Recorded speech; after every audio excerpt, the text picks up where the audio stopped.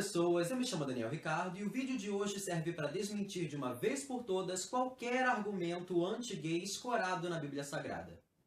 Para começo de conversa, a palavra homossexual não possui equivalente nem no grego e nem no hebraico bíblico. A palavra homossexual é uma palavra de origem recente, datada de aproximadamente 150 anos, e tendo aparecido pela primeira vez na Bíblia na edição revisada de 1946. Ou seja, antes de 1946, a palavra homossexual nunca sequer constou na Bíblia.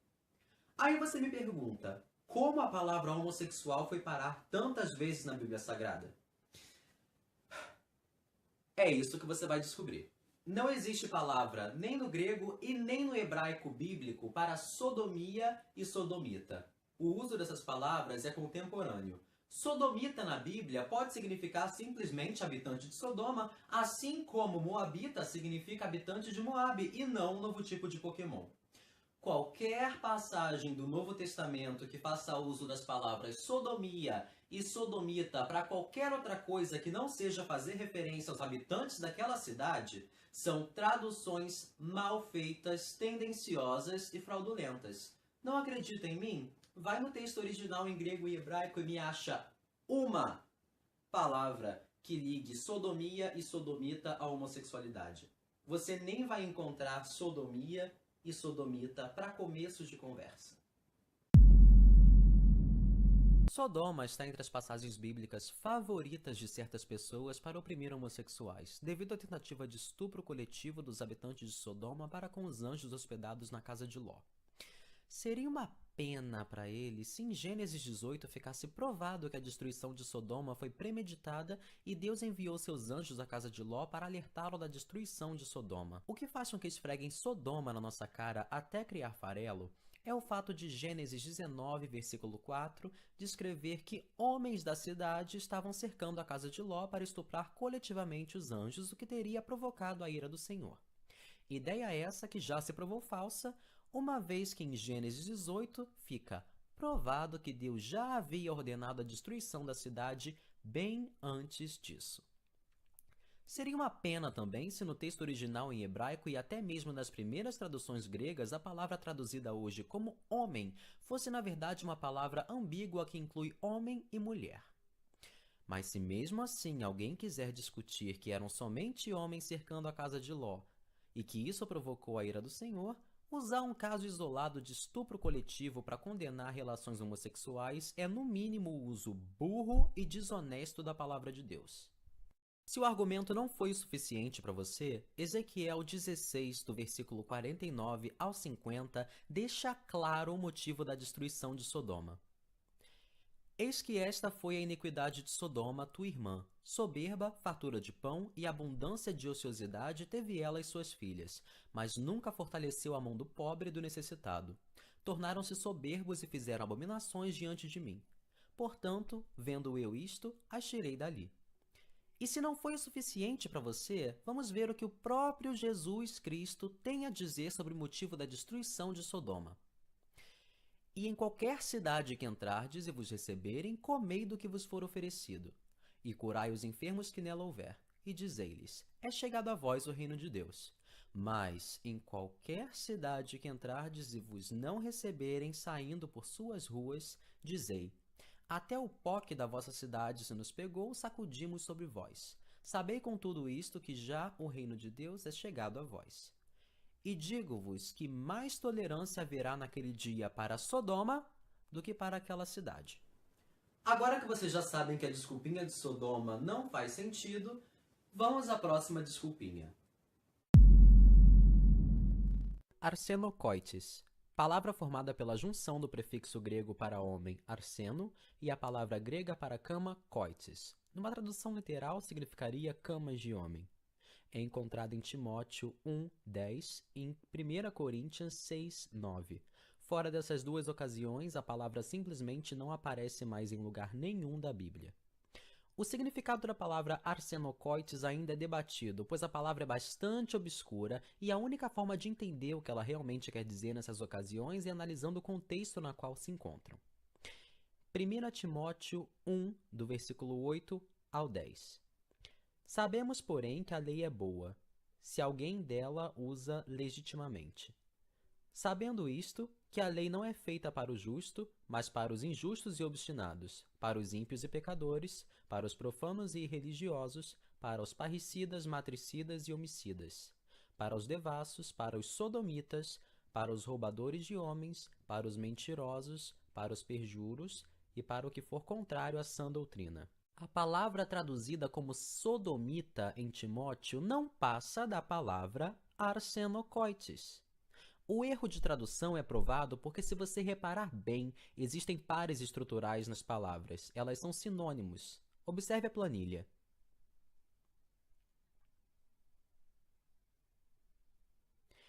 Temos 2 sinônimos na fileira A, 2 na B, 2 na C, 3 tipos de homicídio na D e mais sinônimos na F. Mas e a fileira E? Para entendermos melhor, temos que analisar como essas palavras se encontram em grego. As palavras são pornos, andrapodistes e, adivinhem só, arsenokoites, que juntas nesse contexto significam prostitutos e traficantes de escravos, e não sodomita, muito menos homossexual. Oh, a desculpinha acabou. Vamos para a próxima desculpinha. Romanos. Quer Romanos? Toma Romanos, meu amor. Romanos, capítulo 1, do versículo 24 ao 27, diz: Por isso Deus também os entregou às concupiscências de seus corações, à imundícia para desonrarem seus corpos entre si, pois mudaram a verdade de Deus em mentira, e honraram e serviram mais a criatura do que o Criador, que é bendito eternamente. Amém.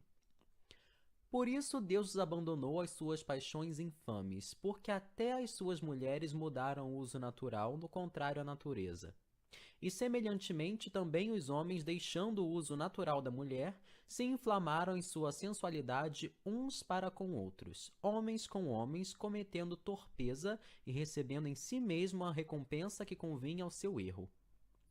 O versículo 24 fala sobre luxúria, o 25, mentira e idolatria, o 26, paixões infames, e o famigerado 27, que diz: E semelhantemente também os homens, deixando o uso natural da mulher, se inflamaram em sua sensualidade uns para com os outros, homens com homens, cometendo a torpeza e recebendo em si mesmos a recompensa que convinha ao seu erro.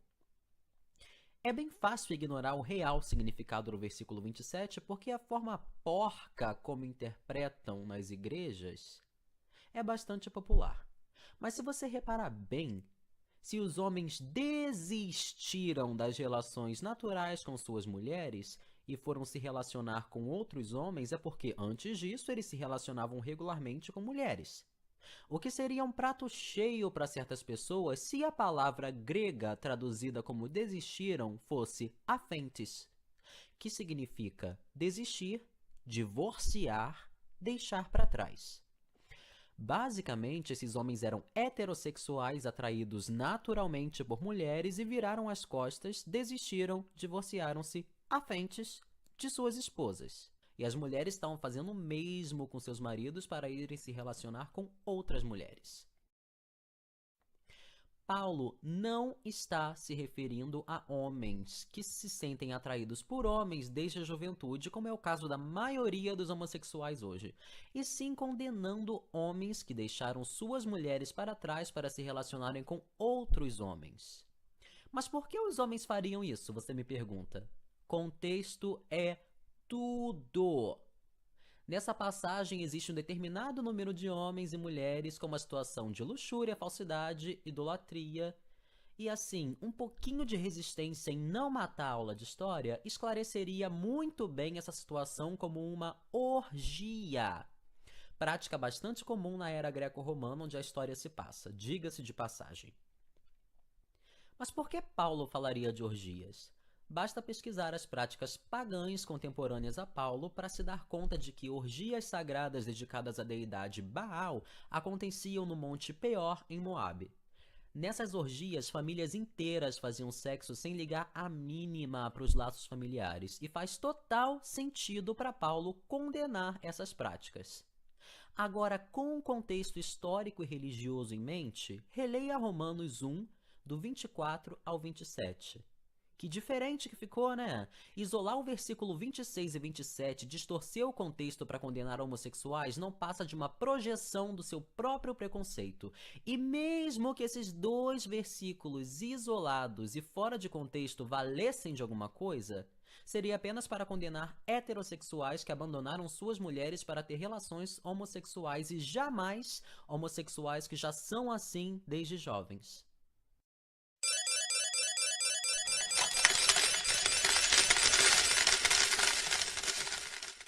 1 Coríntios 6,10 diz: Não erreis, nem os devassos, nem os idólatras, nem os adúlteros, nem os efeminados, nem os sodomitas, nem os ladrões, nem os avarentos, nem os bêbados, nem os maldizentes, nem os roubadores herdarão o reino de Deus. Nesse caso, duas palavras diferentes foram traduzidas da forma errada. Essas palavras são malakoi e arsenokoitai. O termo malakoi trata-se de um adjetivo que literalmente significa macio e aparece em Mateus 11, versículo 8, para se referir às vestes de João Batista. A Bíblia de Jerusalém traduz a palavra malakoi como katamita, companheiro jovem, pré-pubescente, quase sempre menor de idade, em uma relação de pederastia entre dois homens no mundo antigo, especialmente na antiga Roma. Geralmente refere-se a prostitutos homossexuais jovens e passivos, com arsenokoitai significando aqui homem que dorme com prostitutos, e malakoi como prostituto jovem. Nesse contexto, Paulo não só condena o prostituto, como também o homem que se deita com o prostituto. Agora, qual é a desculpa e o fundamento da igreja para achar que isso se aplica aos demais homossexuais? Uma salva de palmas para quem respondeu escorar preconceitos na palavra de Deus.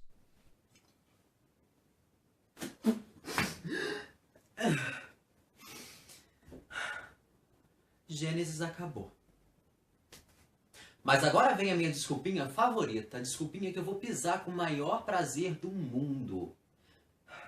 Estão prontos para Levítico?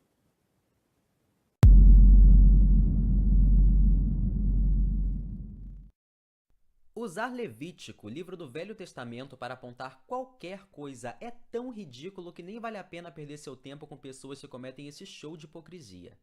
Levítico possui várias proibições que vão de não comer carne de porco, passando por não usar vestimenta tecida com fios diferentes, até chegar em não fazer a barba.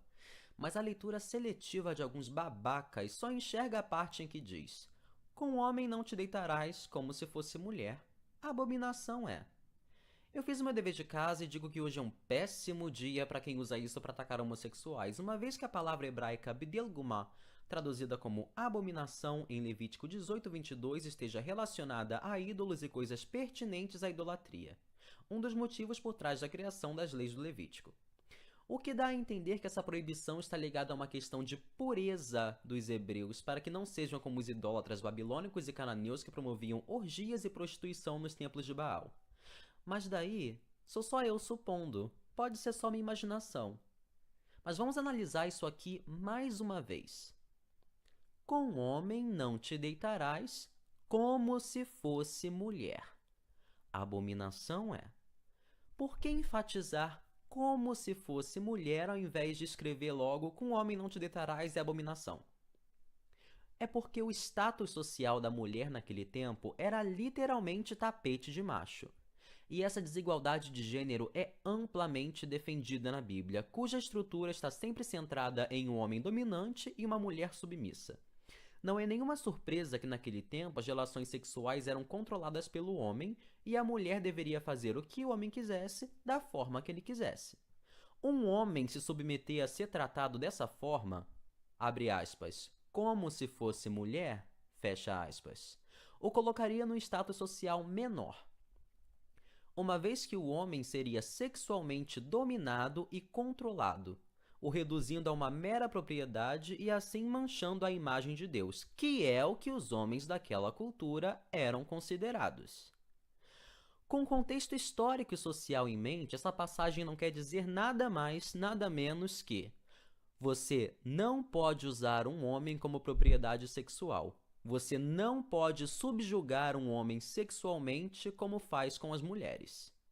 Um texto machista e misógino, mas não homofóbico. Gênesis é um livro que, apesar de jamais mencionar homossexualidade, ainda toma o tempo de muita gente que sente prazer em pôr palavras na boca de Deus. O livro de Gênesis busca explicar de onde viemos e a única forma, tanto naquele tempo quanto hoje para a criação da vida, é a união de macho e fêmea. E eu não estou aqui para desmentir porque eu já assisti minhas aulas de educação sexual e eu não sou idiota. Mas é completamente equivocado usar Gênesis para condenar homossexuais pelo simples fato da homossexualidade não ser mencionada na criação. Porque, segundo essa lógica, Gênesis não menciona amizade e celibato, por exemplo, e mesmo assim sabemos que amizade e celibato não são abominações perante os olhos do Senhor. Você só enxerga a homossexualidade como abominação em Gênesis porque você quer. Até porque essa lógica de que Gênesis condena a homossexualidade também condenaria o próprio Jesus Cristo, uma vez que Jesus viveu uma vida de celibato e o celibato não é mencionado na criação. Conhecereis a verdade e a verdade vos libertará. Vocês não vão conseguir tirar esse vídeo da internet. Vocês não vão conseguir tirar os questionamentos que esse vídeo levantou da cabeça de quem assistiu. E vocês não têm como contestar esse vídeo sem passar por cima das escrituras sagradas de Deus e do seu Filho Jesus. Então, em nome de todos os que um dia já foram oprimidos por esse sistema de mentiras, deixo aqui minha homenagem.